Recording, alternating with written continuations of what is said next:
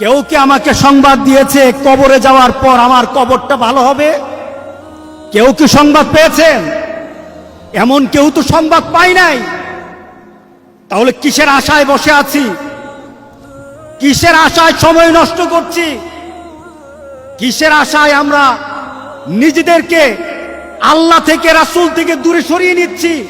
আমরা যদি আমাদেরকে প্রশ্ন করি, সময় চলে যাচ্ছে, সময় চলে যাচ্ছে, মনে হয় যেন হাতে রাখা একটা বরফ, সেই বরফটা আস্তে আস্তে যেমন গলে যায়, আমাদের প্রত্যেকটি জীবনের অবস্থা তেমন আস্তে আস্তে আমাদের জীবনের বরফ তেমন গলে যাচ্ছে। কতক্ষণ সময় গেলে আমরা চিন্তা করব, সচেতন হতে হবে।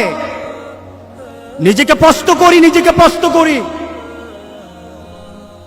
এখন যদি আমি প্রশ্ন করি যে কখন আমরা তৃপ্ত হব দুনিয়াকে পেয়ে, দুনিয়ার আনন্দ পেয়ে? ঈদের সময় চলে আসে, ইবাদতের সময় চলে আসে, আর আমাদের গুনার ব্যবস্থা শয়তান সুচারুভাবে আমাদের জন্য ব্যবস্থা করে দেয়। আপনি নাটক দেখে তৃপ্তি পেতে চান, আপনি সিনেমা দেখে তৃপ্তি পেতে চান, গান শুনে আমরা তৃপ্তি পেতে চাই। কত গান শুনলে তৃপ্তি হবেন? কত নাটক দেখলে তৃপ্তি হব আমরা? কত সিনেমা দেখলে তৃপ্ত হব আমরা?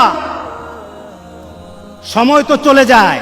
আল্লাহু আল্লাহু আল্লাহ।